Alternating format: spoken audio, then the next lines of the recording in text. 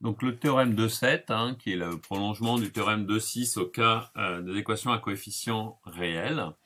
On s'intéresse donc toujours à une équation différentielle homogène, donc AY seconde de t plus BY prime de t plus CY de t qui vaut 0, et on lui associe toujours une équation caractéristique qui est AX2 plus BX plus C est égal à 0.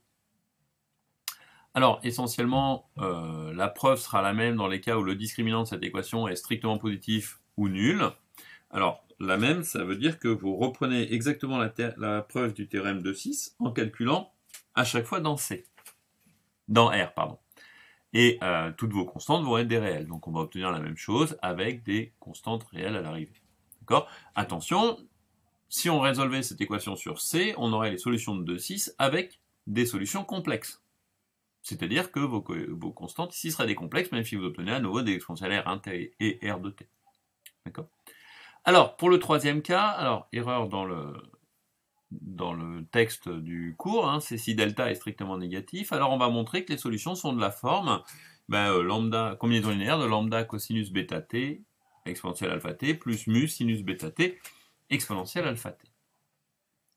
Alors, pour prouver ceci, la première chose, c'est qu'on va remarquer que si je prends l'application z de t égale exponentielle alpha plus i bêta t, elle est solution de l'équation différentielle. Donc celle-ci vérifie z seconde de t, a z seconde de t, pardon, plus b z prime de t, plus c z de t égale 0. Et si j'en prends la partie réelle et la partie imaginaire, j'obtiens en particulier que la partie réelle de tout ceci vaut 0. Et la partie réelle de tout ceci, je vous laisse vérifier que c'est a la partie réelle de z seconde de t, plus b la partie réelle de z prime de t, plus c la partie réelle de z de t. D'accord? Ceci parce que on a vu et on reverra que la dérivée, donc si z s'écrit y de t plus iw de t, alors j'écris pour garder une racine, une solution comme ceci, je vous rappelle que z' de t, avec partie réelle, partie imaginaire, c'est y' de t plus iw' de t, c'est-à-dire la partie réelle de z' est égale à la partie réelle de z, le tout prime. Et donc ceci nous fait que si on pose y égale la partie réelle de z, on a une solution. Une solution qui est bien une solution de l'équation différentielle. D'accord? À noter que tout ceci fonctionne parce que A, B et C sont des réels. Sinon ce serait faux. Donc, y de t, la partie réelle de ceci, c'est exponentielle alpha t, et la partie réelle de exponentielle i bêta t, qui est cosinus bêta t. Et puis on peut remarquer que la partie imaginaire, pour les mêmes raisons, est elle aussi solution. Et la partie imaginaire, c'est exponentielle alpha t sinus bêta t. Donc wt qui est elle aussi solution. Puisque S0 est un sous-espace vectoriel, on sait que tous les lambda y plus mu w vont appartenir à S0.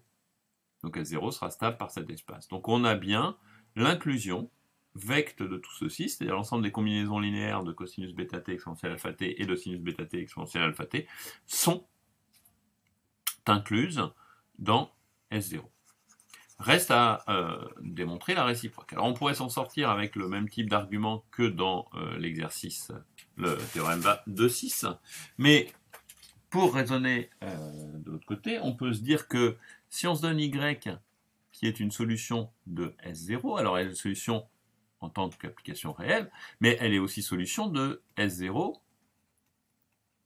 si je la vois comme étant un coefficient complexe. D'accord? Ce qui m'assure le fait que il existe, donc on dispose de lambda et mu appartenant tous les deux à C2, tel que y de t est égal à lambda exponentielle alpha plus i bêta t plus mu exponentielle de alpha moins i bêta t. Mais, quel que soit t, y de t est réel. Donc, y de t est égal à sa partie réelle. est donc égal à la partie réelle de ce qu'on vient d'écrire au-dessus. Et quand vous allez décomposer votre lambda en... faut que je trouve des lettres.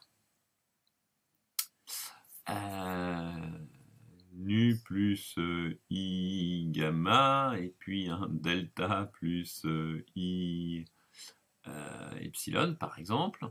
Vous décomposez le tout, vous prenez la partie réelle, la partie imaginaire, vous allez obtenir que vous allez avoir une combinaison linéaire, donc grand A, de ce qui correspond à la partie réelle et la partie imaginaire de chacun des deux, donc exponentielle alpha t cosinus bêta t, plus b exponentielle alpha t sinus bêta t.